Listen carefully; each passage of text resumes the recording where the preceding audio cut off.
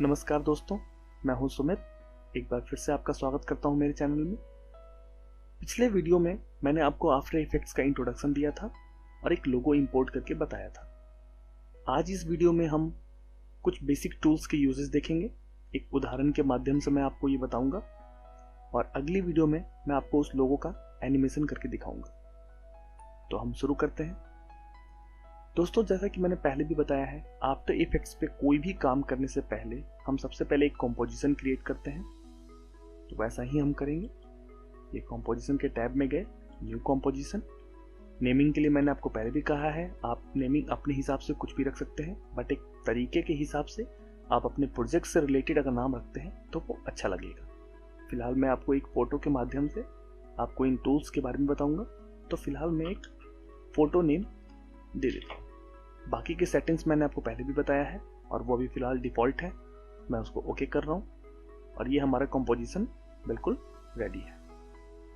अब मैं इसमें एक फ़ोटो इंपोर्ट कराऊंगा, ठीक उसी तरह से जिस तरह से मैंने पिछली बार लोगो इंपोर्ट करके दिखाया था। यहाँ डबल क्लिक कर लेंगे।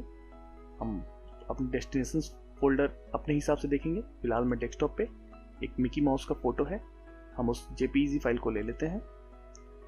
वो यहाँ पर प्रोजेक्ट विंडो में आपको दिख रहा है, मिकी माउस .jpg। इसको हम ड्रैग करेंगे। हम चाहें तो यहाँ पर भी ड्रॉप डायरेक्ट कर सकते हैं, लेकिन ये इसकी प्लेसिंग, इसकी अलाइनमेंट वैसी ही लेगा जहाँ पर हम ड्रॉप करेंगे। बट अगर हम यहाँ करेंगे तो उसकी अलाइनमेंट बिल्कुल सही होगी और वो उस हिसाब से वहाँ पर इंपोर्ट होगा। या मैं इसको अब छोड़ रहा हूँ। ये आप देखिए, ये मिकी माउस फोटो हमारे स्क्रीन पे अब दिख रही है। दोस्तों, ये जो होते हैं ये हमारे सारे टूल्स हैं जिसके माध्यम से हम बहुत सी चीज़ें क्रिएट कर सकते हैं और एनिमेशन में ये बहुत साथ देगा हमारा। तो सबसे पहला टूल है जो बहुत ही सिंपल टूल है, जिसका आप नाम देख रहे हैं, सिलेक्शन टूल। ये किसी भी ऑब्जेक्ट को, किसी भी लेयर को ये सेलेक्ट करता है। और इसका एक काम और है, वो है मूव टूल। ये इसको मूव कर सकते हो। दूसरी टूल्स के बारे में मैं आपको बता दूं, ये हैंड टूल है। हैंड टूल आप देख के ही समझ पा रहे होंगे कि ये पकड़, मतलब अगर आप किसी चीज पे जूम होके वर्क कर रहे हैं तो उसको हम ऊपर की ओर कैसे खिसकाएं, उसके लिए हम स्पेस बार दबाकर हैंड टूल का यूज करते हैं और उसको ऊपर खिसकाते हैं, जिससे कि हम नीचे के एरिया में या किसी और एरिया में काम आराम से कर पाए। V दबाने पर हम वापस मूव टूल पे जा सकते हैं। इन शॉर्टकट टूल्स के बारे में मैं एक अलग से वीडियो बनाऊंगा, बट अभी फिलहाल काम करते हुए जो भी सामने आ रहा है वो मैं वर्बली आपको बता रहा हूँ। तीसरा टूल जो है हमारा, वो जूम टूल है। जूम टूल पे क्लिक करने के बाद हम अगर उस पर क्लिक करते हैं तो वो जूम होता है, लेकिन मेरे हिसाब से इसकी कोई खास ज़रूरत आपको नहीं पड़ेगी, क्योंकि माउस के बीच में जो टॉगल बटन होता है, आप उसको सिर्फ स्क्रॉल करके भी जूम इन जूम आउट बहुत आसानी से कर सकते हैं। तो मैं यही कहूँगा कि आप उसको यूज़ करें। और चौथा टूल आप देख रहे हैं, रोटेशन टूल है। इस पर क्लिक करने के बाद किसी भी लेयर के ऊपर रख के अगर आप उसको जरा सा भी पोजीशन वाइज अगर खिसकाते हैं तो आप रोटेशन देख रहे हैं किस तरह से हो रहा है। इसकी भी ज़रूरत को पूरी आपका आगे का जो एनिमेशन का जो पार्ट होगा जिसमें मैं बताऊंगा, तो उसमें भी आपको इसकी ज़रूरत नहीं पड़ेगी, बट स्टिल एक टूल है, इसलिए जानना ज़रूरी है। चौथा आप देख रहे हैं यहाँ पर, यह है कैमरा टूल। कैमरा टूल का क्या काम है? ये कैमरा टूल जब भी काम करेगा, आप लेयर को पहले 3D बनाएंगे। ये देखिए, ये 3D बटन है। ये थोड़ा डिटेल है जो मैं आपको आगे बताऊंगा डिटेल में, लेकिन इस टूल को क्लियर करने के लिए फिलहाल मैं आपको वो थोड़ा सा करके दिखाऊंगा, लेकिन आप इस पर ज़्यादा अंदर जाना मत, क्योंकि ये चीज़ थोड़ी सी लंबी है। इसका एक अलग से ही मैं आपको वीडियो बना के दिखाऊंगा जिसमें कि मैं सिर्फ 3D के बारे में बताऊँगा। तो जैसे ये 3D बटन हम ऑन करते हैं, ये हमारा लेयर जो है वो 3D बन जाता है। आप देख पा रहे होंगे, अगर आपको थोड़ी सी बेसिक नॉलेज होगी तो आप समझ सकते हैं कि इसमें एक्सेस दिख रहे हैं आपको। ये 3 एक्सेस होते हैं, ये ब्लू कलर का जो दिख रहा है और ये रेड और ये ग्रीन, XYZ एक्सेस होता है। मतलब अब आपका फोटो जो है वो 3D बन चुका है। तो अब जब आप कैमरा लेते हैं और अब जब इसको आप रोटेट करेंगे तो ये फिलहाल अभी एक्टिव कैमरा में है। अगर आप इस पर क्लिक करेंगे तो नीचे आप देख सकते हैं front, left, top, back, right, bottom और कस्टम व्यू। इन सब का मतलब ये होता है कि जितने भी व्यूज होते हैं, ऊपर से कैमरा लगाना, नीचे से कैमरा लगाना, दाएं से और बाएं से, तो कस्टम व्यू का मतलब ये होता है कि वो तीनों ही साइडेड को मिलाकर एक खुद का व्यू बनाएगा। तो कस्टम व्यू पे हम जब क्लिक करते हैं तो आप देख सकते हैं ये फोटो एक ग्राउंड में एक बीच में रखा हुआ लग रहा है। अब आप कैमरा टूल का यूज देख सकते हैं कि जब इसको क्लिक करके आप इसको ऐसे करेंगे तो ये देखिए कैसे 3D व्यू में आपको ये दिख रहा है। आप इसको देखिए आराम से, मैं बिल्कुल धीरे कर रहा हूँ और देखिए इसको आप हर दिशा में आप इसको घुमा पा रहे हैं। इसका कारण ये है कि अब 3D में ये कैमरा टूल काम कर रहा है। मैं कुछ नहीं कर रहा हूँ, सिर्फ सिंपल क्लिक है, ये लेफ्ट क्लिक, सॉरी ये राइट लेफ्ट क्लिक है ये, हाँ बिल्कुल, और ये टॉगल हो रहा है। तो इसका यूज आपको जब कुछ 3D प्रोजेक्ट्स करेंगे या कुछ ऐसा काम है जिसमें कि आपको कुछ 3D दिखाना है, टेक्स्ट का काम है, तो आप कैमरा टूल का यूज होता है वहां। तो फिलहाल हम इसको वापस अपनी उस पोजीशन पे कर लेते हैं और इसकी 3D को हम हटा देते हैं। देखिए वो अपनी जगह पे आ गया, लेकिन सिर्फ टूल्स को मुझे क्लियर करना था इसलिए मैंने आपको ये सब चीज़ें बताई हैं। और ये है 5वां टूल हमारा है एंकर पॉइंट टूल। ये बहुत ही इंपॉर्टेंट टूल है और ये है तो बहुत छोटा सा, बट इसकी ज़रूरत इतनी ज़्यादा पड़ेगी आपको कि मैं आपको इस बारे में बता भी नहीं सकता। ये बहुत ही इंपॉर्टेंट टूल है। तो दोस्तों प्लीज़ इसको आप हमेशा यूज़ कीजिएगा। आपको पता होगा, अगर आपने कभी फोटोशॉप के यूज़र रहे होंगे, ऑब्वियसली आप रहे होंगे अगर आप आफ्टर इफेक्ट्स सीख रहे हैं तो आप देख लीजिए कि ये एंकर पॉइंट टूल ये होता है कि हम जितने भी पॉइंट्स कॉर्नर पे होते हैं वो उनके इन पॉइंट होते हैं, लेकिन बीच में एक जो ये पॉइंट आपको दिखता है ये एंकर पॉइंट होता है। एंकर पॉइंट का मतलब ये होता है कि आप कोई भी एनिमेशन देते हैं, चाहे वो पोजीशन वाइज हो, चाहे वो स्केल वाइज हो, चाहे वो रोटेशन वाइज हो, वो वहीं से सक्सेस होता है जहां पर ये एंकर पॉइंट होता है। अगर हम एंकर पॉइंट को यहाँ से उठाकर अगर हम यहाँ रख देते हैं, अब आप इसी रोटेशन टूल को वापस, मैं चौथे टूल पे जा रहा हूँ, आप इसको यूज करके देखिए और सिंपली कहीं पर भी रख के आप घुमाइए। देखिए ये कहाँ से रोटेट हो रहा है, ये वहां से रोटेट हो रहा है। अभी आपको मैं सिर्फ ऐसे करके दिखा रहा हूँ, लेकिन जब आप एनिमेशन करोगे तो आपको समझ में आएगा कि एंकर पॉइंट को हम एडजस्ट करना कितना इंपॉर्टेंट है और उसके हिसाब से आप वहां पर एनिमेशन दे सकते हैं जहां पर आप एनिमेशन देना चाहते हैं। दोस्तों ये एंकर पॉइंट के लिए मैं आपको वर्बली बता दूं कि वाई बटन से अगर आप मेंशन करेंगे तो आप देखिए वाई दबाते के साथ ये आपका एंकर पॉइंट बन जाता है और वापस भी दबा के आप उस पर जा सकते हैं। और उसके बाद दोस्तों ये आपका 6 नंबर पे जो है वो है रेक्टेंगल टूल। रेक्टेंगल टूल का काम है 2 तरीके का है। अगर आप किसी चीज, किसी एलिमेंट के ऊपर, किसी ऑब्जेक्ट के ऊपर अगर आप इसको ड्रैग करते हैं तो वो उसको मास्क कर देगा। दोस्तों ये बात बहुत ही समझने वाली है और इसको आप ध्यान से समझिएगा। अगर किसी लेयर के ऊपर अगर आप इसको ड्रैग करते हैं तो वो उसको मास्क कर देगा। मास्क का मतलब ये होता है कि वो सिर्फ उतने एरिया में ही वो चीज़ कैप्चर हो जाएगी और इसका बहुत ज़्यादा यूज़ है। इन सब का बेसिक यूज़ मैं आपको सिर्फ बता रहा हूँ, बाद में इन सब चीज़ों की मदद से ही आप कुछ बड़ी चीज़ें बना पाएंगे। तो दोस्तों इन सब चीज़ों को आप ध्यान से देखिए। अगर आप इस पर डबल क्लिक करते हैं तो ये चीज़ सेलेक्ट हो जाती है और देखिए आप इस तरह से इसको ड्रैग एंड ड्रॉप करके उतनी एरिया को उसमें आप घुमा रहे हैं। फोटो अपने जगह पे है लेकिन मास्क के थ्रू आप उस चीजों को, सिर्फ एरिया को कैप्चर कर पा रहे हैं। अच्छा, अब दोस्तों मैं आपको आगे एक चीज और बताऊं जो मैंने आपको कहा था। अभी मैं फिलहाल ये मास्क टूल को डिलीट कर रहा हूं और उस पर सेलेक्ट करके जो मास्क 1 बना है उस करके डिलीट का बटन दबा के उसको मैंने डिलीट कर दिया।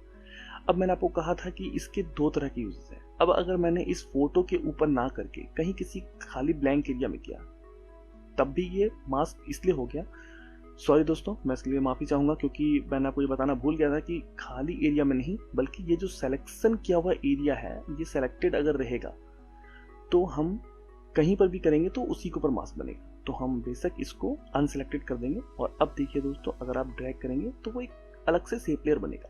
तो मेरा समझाने का मतलब सिर्फ इतना था कि ये 2 तरह के काम आता है ये रेक्टेंगल टूल। अगर आप किसी लेयर के ऊपर करते हैं तो वो उसको मास्किंग के रूप में काम करेगा जिसकी मदद से आप बहुत चीज़ें क्रिएट कर सकते हैं। और दूसरा, अगर आप बिल्कुल नई लेयर बनाते हैं तो देखिए एक नया नाम से आएगा और ये स्टार बन के आता है क्योंकि वो वेक्टर लेयर होता है और शेप लेयर के नाम से आएगा बाय डिफॉल्ट। आप इसकी नेमिंग भी कर सकते हैं। दोस्तों मैं आपको ये अभी बता देता हूँ, अगर आप किसी लेयर पे क्लिक करके अगर आप इंटर का बटन दबाते हैं, इंटर, तो वहाँ पर आपको रीनेम करने का ऑप्शन देता है और आप वहाँ पर आप कोई भी चीज़ रीनेम कर सकते हैं। तो आपने इसको नेम कर दिया सैम लेयर। उसके बाद आप इसको एक ऑब्जेक्ट, एक लेयर के रूप में यूज कर सकते हैं। मतलब आप इसके टूल के थ्रू आप कोई चीज क्रिएट भी कर सकते हैं यहाँ पर। अब इस लेयर को हम डिलीट कर लेंगे। अब अगला टूल हमारा है पेन टूल। दोस्तों इस टूल का यूज़ आपने फोटोशॉप में बहुत किया होगा और इस टूल का यूज़ हम यहाँ पर भी सेम वैसे ही करेंगे, बस फ़र्क इतना है कि हम इस टूल की मदद से मास्किंग भी कर सकते हैं और इसको हम वीडियो के ऊपर भी चला सकते हैं, जो कि मैं आपको एडवांस चीज़ों में बताऊंगा। अभी मैं आपको इस पेन टूल को इस पर चला कर दिखाता हूँ। सो हम पहले इस लेयर को सिलेक्ट कर लेंगे और हम अपने पेन टूल का चलाना स्टार्ट करें।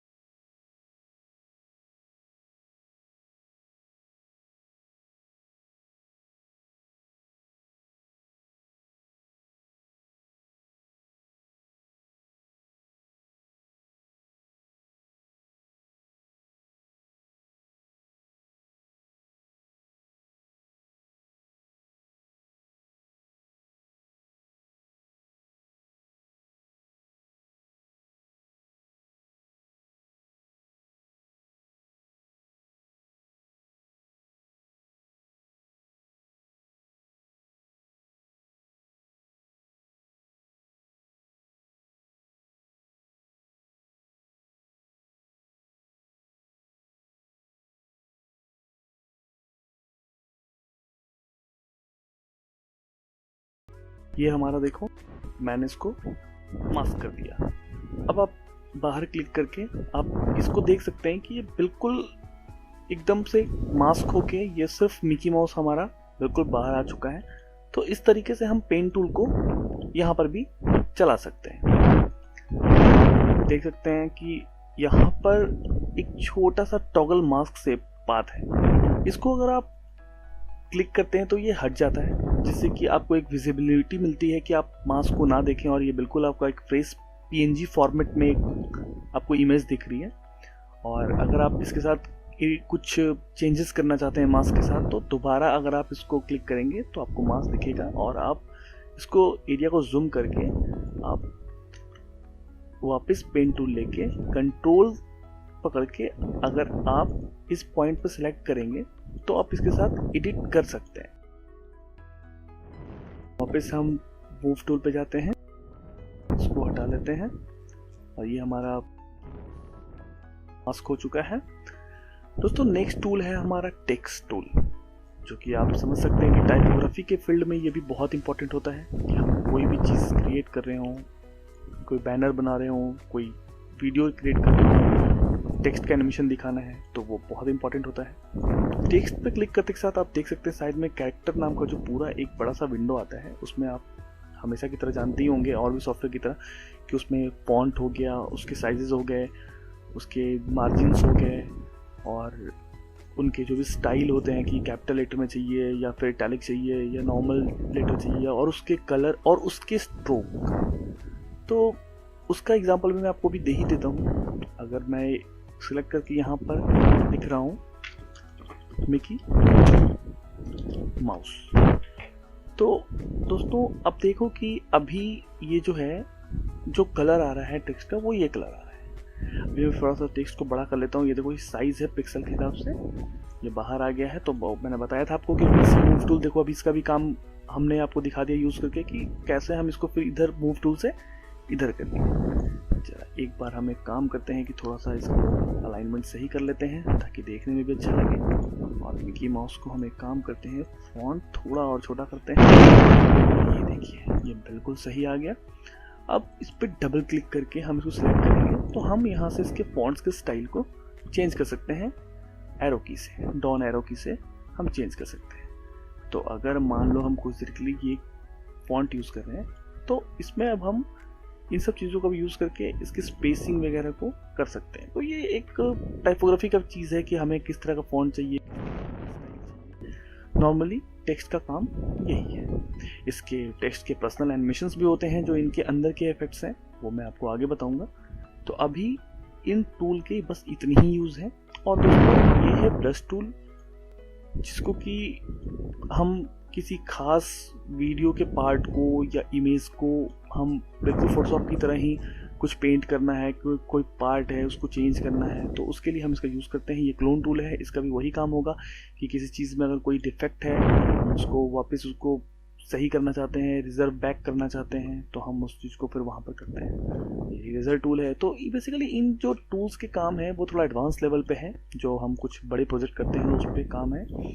और ये रोटोस्कोपी टूल है, जिसमें कि हम बताए थे आपको कि रोटो करना है, उसका एक अलग ही वीडियो होगा, मैं आपको वो भी बताऊँगा। अगला टूल पपेट पिन टूल है, जो कि बहुत ही मज़ेदार और सच में बहुत ही इंटरेस्टिंग टूल है। दोस्तों, एक बात आप ध्यान दीजिएगा, मैं हर बार आपको उन टूल के लिए या वैसी चीज़ों के लिए आपको ज़रूर हिंट करता हूँ जो सच में बहुत ही इंपॉर्टेंट है और बहुत ही मज़ेदार है। तो प्लीज़ आप उसको अपने माइंड में नोट डाउन कीजिए। और मैं आपको ये कह रहा हूँ कि इन चीज़ों के लिए मैं अलग एक फ्रेश वीडियो इसलिए लाऊंगा ताकि आपको वो चीज़ डिटेल में समझ आ सके, क्योंकि वो इम्पॉर्टेंट है। और अभी मैं आपको बता रहा हूँ कि ये टूल्स जो हैं वो थोड़े एडवांस लेवल के हैं, जिसकी ज़रूरत अभी आपको बेसिक एनिमेशन में नहीं है, तो वैसी घबराने वाली बात नहीं है। फिलहाल अभी आप इन टूल्स का प्रैक्टिस कर लें, क्योंकि अगली वीडियो में जो मैं आपको लोगो एनिमेशन बताने वाला हूँ उसमें इन टूल्स का यूज़ होगा। और एक खास बात यह है कि हम एनिमेशन के दौरान कीज़ कैसे लगाते हैं, क्योंकि आफ्टर इफेक्ट्स पे जो एनिमेशन होता है वो कीज़ बेस्ड होता है। हम कीज़ लगाते हैं उनके पॉइंट्स पे, तो वो मैं आपको उसी के साथ साथ बताऊंगा। और आपको मैं अगली वीडियो में लोगो एनिमेशन करके दिखाऊंगा। अभी तक के लिए इस वीडियो में सिर्फ टूल्स की जानकारी। धन्यवाद दोस्तों, बने रहिए आप मेरे साथ। और प्लीज़ मेरे चैनल को लाइक करना और सब्सक्राइब करना मत भूलिएगा। और कोई भी सवाल अगर आप पूछना चाहते हैं तो प्लीज़ नीचे कमेंट कीजिए, मैं उसका जवाब आपको ज़रूर दूंगा। या फिर आप मुझे ईमेल भी कर सकते हैं, आप डिस्क्रिप्शन में इस चीज़ों को देख सकते हैं।